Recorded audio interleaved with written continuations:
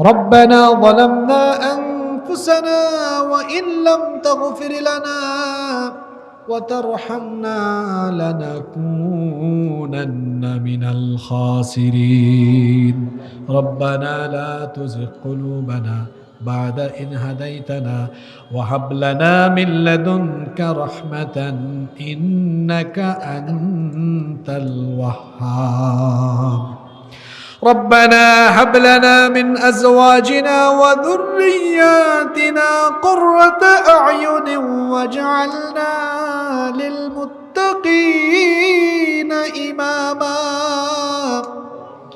ربنا اغفر لنا ولإخواننا الذين سبقونا بالإيمان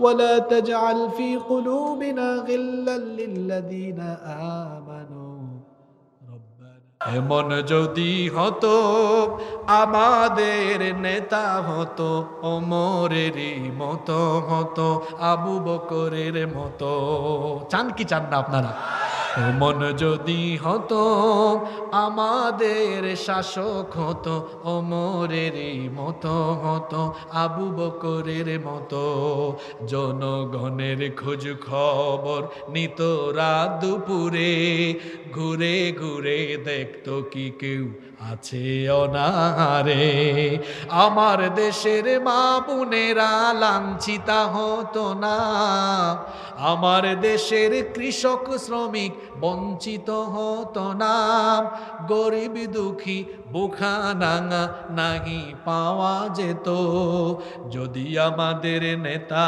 হতো ওমরেরই মতো হতো আবু বকরের মতো আল্লাহ যেন দিয়ে দেন বলেন আমিন এটা তখন পাবেন যুবকেরা আমি তো আলোচনার শুরুতে বলেছি তোমার তারুণ্য আর যৌবন কোন নেতার চামচামিতে দিও না তুমি চামচা নও তুমি আল্লাহর গোলাম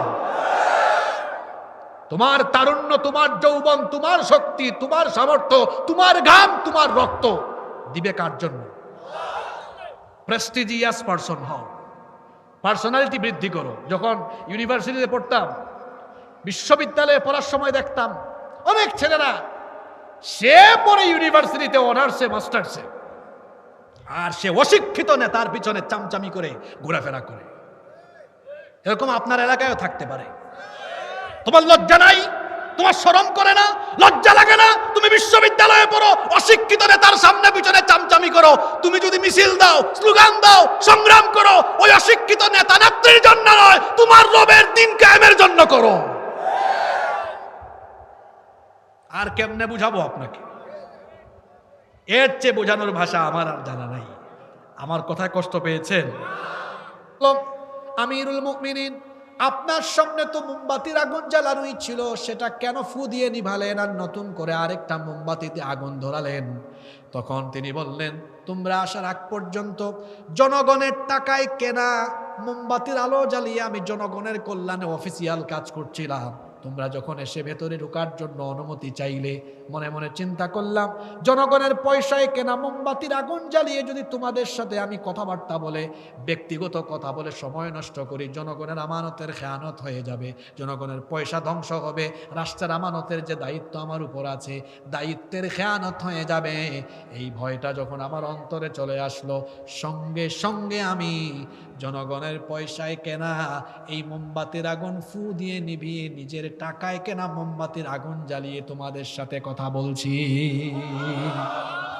এটা আল্লাহর আইনের শাসনের নমুনা কার আইনের আরেকটা ঘটনা মনে পড়ে গেছে বলবো নাকি ওমর রাদিয়াল্লাহু আনহু রাতের বেলা বের হয়েছেন দেখেন এক মহিলা তাঁবুর পাশে পাতিলের মধ্যে কি জানি রান্না করে আর তার পাশেই তার বাচ্চারা কান্না করতেছে তিনি কাছে গিয়ে বললেন মহিলা তোমার বাচ্চারা কান্না করে কেন মহিলা বললেন আমার বাচ্চারা কয়েকদিন ধরে ক্ষুধার্ত কয়েকটা দিন ধরে খায় না পেট খালি ক্ষুধার্ত এজন্য কান্না করে তিনি বললেন তো চুলার মধ্যে কি রান্না করতেছো তাড়াতাড়ি দাও না কেন মহিলা বলল চুলার মধ্যে তো কিছুই নাই আমি পানি গরম করে সেখানে পাথর দিয়ে পাথর নাড়াচাড়া করতেছি যাতে বাচ্চারা মনে করে খাবার রান্না করতেছি আর এটা দেখে যেন কাঁদতে কাঁদতে তারা যেন টায়ার্ড হয়ে ক্লান্ত হয়ে ঘুমায় যায় সান্ত্বনা দেওয়ার জন্য আমি এটা করতেছি ওমর রাদিয়াল্লাহু আনহু এটা শুনেই কেঁদে ফেললেন মহিলা বললেন ও পথিক, তুমি আমার দুঃখে কেন কান্না করছো?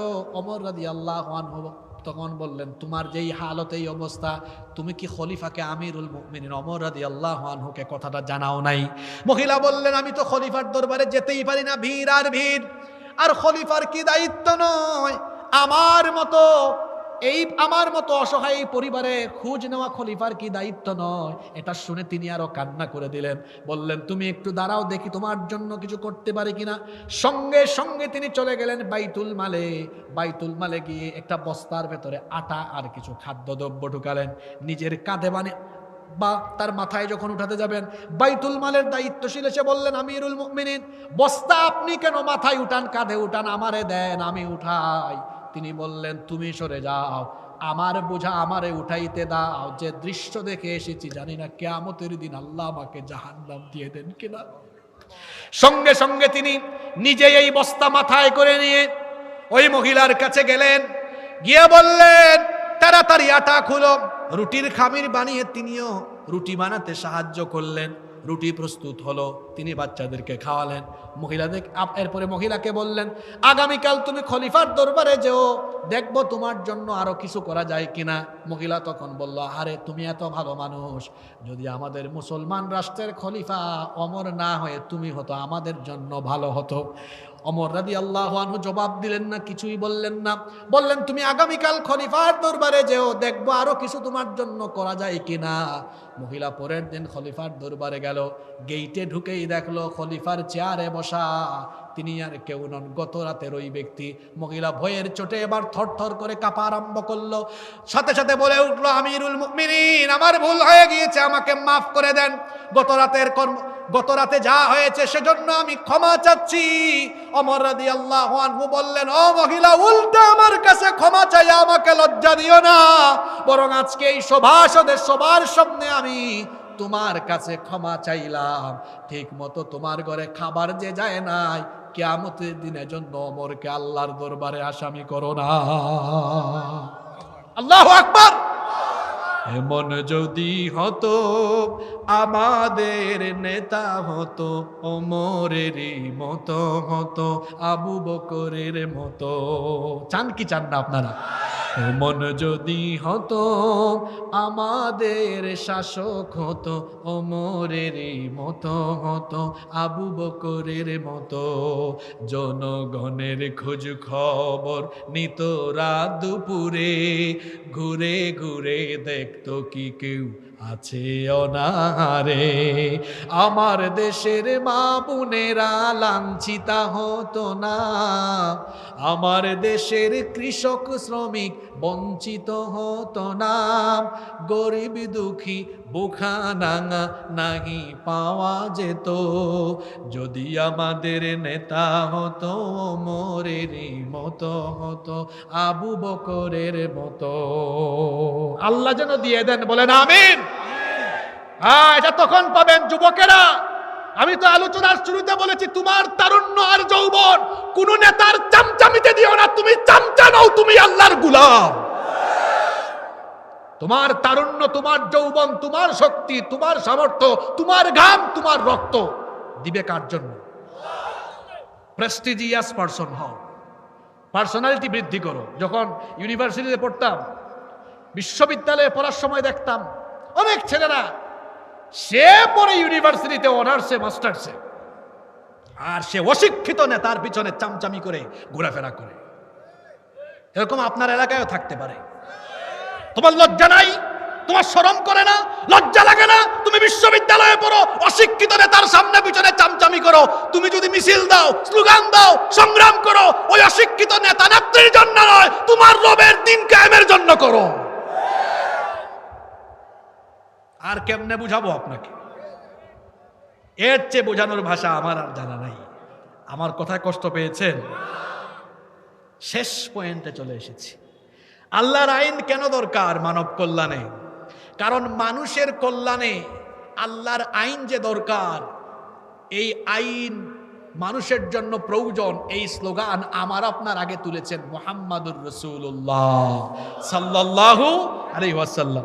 শুধুমাত্র নামাজের দাওয়াত দেওয়ার জন্য তিনি আসেন নাই, শুধু ইবাদতের কথা বলার জন্য, জিকির আজকারের তালিম দেওয়ার জন্য আল্লাহ তাকে পাঠান নাই।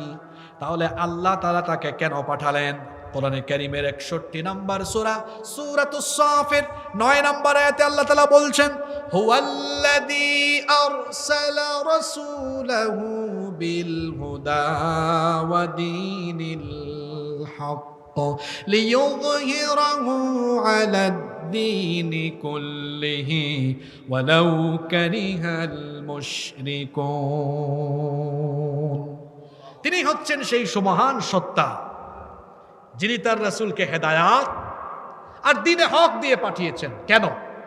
লিইয়ুযহিরাহু আলাদ দ্বীনি কুল্লিহি, দুনিয়ার সমস্ত পথ মত তন্ত্র মন্ত্র সবকিছুর মূলোৎপাটন করে আল্লাহর জমিনে তিনি যেন আল্লাহর আইন প্রতিষ্ঠা করেন, এই দায়িত্ব নবীজিকে দিয়ে পাঠিয়েছেন কে? আমার নবী মসজিদের ইমাম ছিলেন, আমার রাষ্ট্রেরও ইমাম ছিলেন। আমার হাতে যে কোরআন, নবীজি আরকাম রাদিয়াল্লাহু আনহুর বাড়িতে দারুল আরকাম প্রতিষ্ঠান করেছেন। নবীজির জীবনী পড়বেন, সেখানে সাহাবীদেরকে কোরআন তালিম দিয়েছেন। এই কোরআন আবার মসজিদে নববীতে তেলাওয়াত করে নামাজে ইমামতি করেছেন। আবার একই কোরআন দিয়ে তিনি মদিনার রাষ্ট্রকে 1-2 বছর নয় 10 বছর পরিচালনা করে দুনিয়ার ইতিহাসে সর্বশ্রেষ্ঠ রাষ্ট্রনায়ক হিসাবে দৃষ্টান্ত রেখে গিয়েছেন। আমরা মুহাম্মাদুর রাসূলুল্লাহ বলেন সাল্লাল্লাহু আলাইহি ওয়াসাল্লামের সেই পথ মত আদর্শকে অনুসরণ করে আমরাও সেই পথের পথিক হয়ে আল্লাহর রসুলের আদর্শ জমিনে বাস্তবায়ন করতে চাই কি চাই না? জোরে বলেন, চাই কি চাই না? কারা কারা চান না একটু হাত তুলেন তো। ওই দেখেন আল্লাহর কুতুব কয়েকজনকে পাওয়া গেছে, এরা ঘুমের ঠেলায় শেষ। এখন বলেন আলোচনার ফিনিশিং দেওয়ার আগে একটা কুইজ প্রতিযোগিতা হয়ে যাক, কি বলেন? রেডি আছেন না নাই? এবার মানব কল্যাণে আল্লাহর আইনের প্রয়োজনীয়তার ব্যাপারে কয়টা পয়েন্ট আজকে এখানে বলা হয়েছে? এই 12টা পয়েন্ট কে বলতে পারবেন? এখন 2 জন হাত তুলছে, অসুবিধা নাই, 2 জন বলতে পারলে 2 জনকেই পুরস্কার দেওয়া হবে। বলেন আপনি।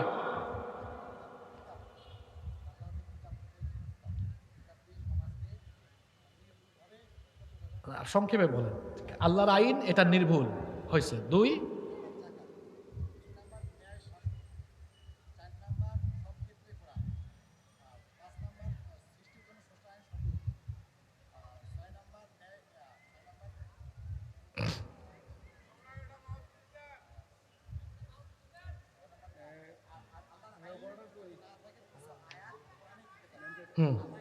আচ্ছা,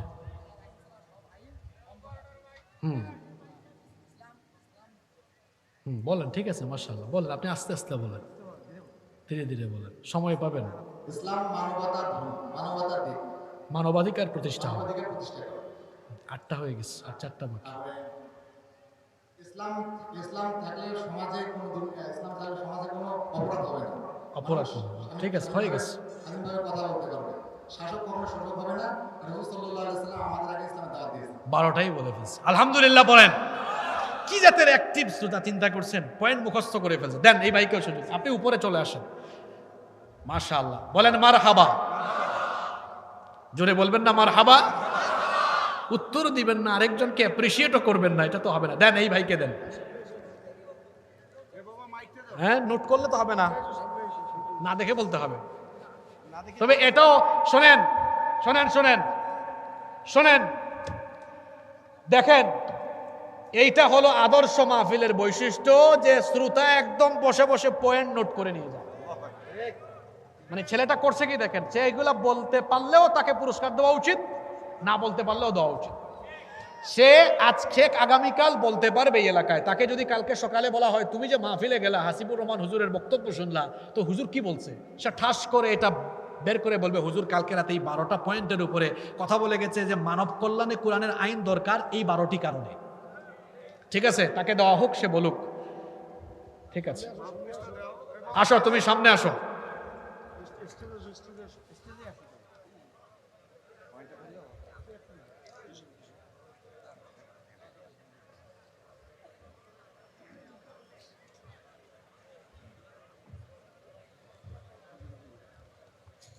মাশাআল্লাহ।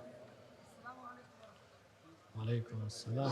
জি আসসালামু আলাইকুম ওয়া রাহমাতুল্লাহি ওয়া বারাকাতুহু। আমাদের সামনে আমাদের প্রিয় হুজুর তিনি 12টি পয়েন্ট নিয়ে আলোচনা করেছেন। এই পয়েন্টগুলো আমার মন থেকে নিয়ে এভাবে নোট করে নিয়েছি। আল্লাহ তাআলা আমার স্মৃতিশক্তিতে বারাকা দান করবেন, আমরা সবাই দোয়া করবেন ইনশাআল্লাহ। আমিন আমিন। তিনি 12টি পয়েন্টের মধ্যে সর্বপ্রথম যে পয়েন্টটি নিয়ে আলোচনা করেছেন সেটি কোরআনুল কারীমের সূরা বাকারার প্রথমে যে আয়াত দুটি আছে, না তুমি শুধু পয়েন্টগুলা বলে ফেলো, টাইম শর্ট পয়েন্ট। আমাকে বলেছেন যে এই কোরআনের মধ্যে কোনো ভুল নেই। দ্বিতীয় নম্বর বলা হয়েছে যাকাতের কথা, এই যাকাত ব্যবস্থা চালু করলে সমাজের মধ্যে আর কোনো বেকারত্ব থাকবে না। তৃতীয় নম্বর যেটি বলা হয়েছে যে ন্যায় বিচার কায়েম হবে, কখনো অন্যায় অবস্থা থাকবে না। চতুর্থ নম্বর বিষয়, সকল ক্ষেত্রে এই কোরআনের দিক নির্দেশনা পাওয়া যাবে। এবং পঞ্চম নম্বর বিষয় হলো সৃষ্টির জন্য স্রষ্টাই ভালো জানেন সৃষ্টির কি প্রয়োজন। 6 নম্বর হচ্ছে আল্লাহর আইন ছাড়া সব আইন অন্ধকার। 7 নম্বর বহু আয়াত কিতাবের মধ্যে থেকে যাবে যদি না কোরআনের কোরআন ইসলামী রাষ্ট্র হিসেবে বাস্তবিত হয়। 7 নম্বর হলো 8 নম্বর হলো সকলের অধিকার প্রতিষ্ঠা হবে। 9 নম্বর মতপ্রকাশের স্বাধীনতা পাওয়া যাবে। 10 নম্বর অপরাধ থাকবে না, সব অপরাধের কবর হয়ে যাবে। 11 নম্বর শাসক কখনো শোষক হবে না, বরং সেবক হয়ে জনগণের জন্য কাজ করবে। 12 নম্বর রাসূল সাল্লাল্লাহু আলাইহি ওয়াসাল্লামকে পাঠিয়েছেন একমাত্র আল্লাহ তাআলার দ্বীন বাস্তবায়িত করার জন্য। মাশাআল্লাহ বলেন, মাইকটা দেন। মাশাআল্লাহ, মারহাবা বলেন। আসেন আপনারা, আপনার নাম কি? মাশাআল্লাহ, আপনাদের জন্য আমার তরফ থেকে ছোট্ট হাদিয়া। অবশ্যই বসে দেখি তুলবেন।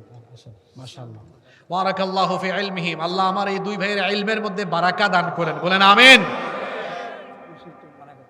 ঠিক আছে, এখানে হবে, আপনারা বসেন, আপনারা স্টেজে থাকেন, ছবিও দেওয়া হবে, কুলাকুলিও করবে, মোয়ানা করবে। ঠিক আছে, বসেন বসেন বসেন। মাশাআল্লাহ, আপনাদের জন্য এটা একটা অনুকরণীয় দৃষ্টান্ত। সামনে থেকে আপনারাও কোনো মাহফিলে গেলে শোনেন, অনেক জায়গায় মাহফিল হয়, হুজুর খালি চিল্লায়, কোনো বিষয় নাই, আগামাথা নাই, শুরু করে একদিকে শেষ করে আরেকদিকে, আবার 1.5 ঘন্টা পরে বলে এই সংক্ষিপ্ত সময় আমি আমার ওয়াজ শেষ করতে পারি নাই। কারবার দেখছেন একটা ওয়াজ শেষ করতে এত সময় লাগে? কথার কথা 1 ঘন্টা বললেই হয়, অল্প কথায়ও মানুষকে বুঝ দেওয়া যায় কি না? আবার অনেকে আছে শ্রোতা, কিছুক্ষণ বাদাম খায়, এদিকে তাকায় ওইদিকে তাকায়, কিছুক্ষণ পরে উঠাউঠি করে। এদের মতো শুনবেন, বসে বসে নোট করেছে, পয়েন্টগুলো জেনে নিয়েছে। আল্লাহ সবাইকে তৌফিক দান করেন। পরিশেষে আমরা বলতে চাই, আমরা দলাদলি চাই না, মারামারি হাঙ্গামা বিশৃঙ্খলা চাই না। আমাদের এত পরিচয় নাই, আমাদের পরিচয় একটা, আমরা হলাম মুসলমান। আমাদের পরিচয় আমরা কি?